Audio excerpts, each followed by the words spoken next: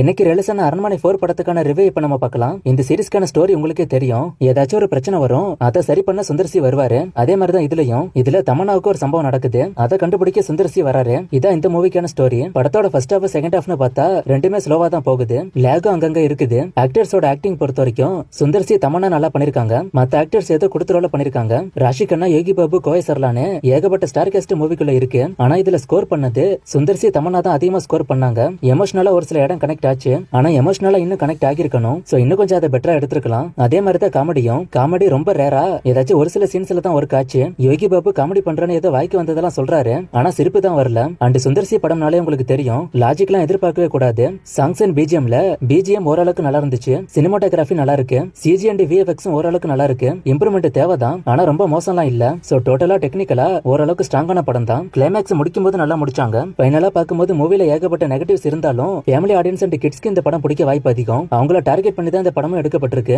So அவங்களுக்கு இந்த படம் பிடிக்கும். மத்த ஆடியன்ஸ் ஒன் டைம் பார்க்கக்கூடிய ஒரு ஆவரேஜான மூவி தான். ஃப்ரீயா இருந்தா ட்ரை பண்ணி பார்க்கலாம். இந்த படம் நீங்க பாத்துட்டீங்களா? படம் உங்களுக்கு எப்படி இருக்குன்னு கமெண்ட்ல சொல்லுங்க.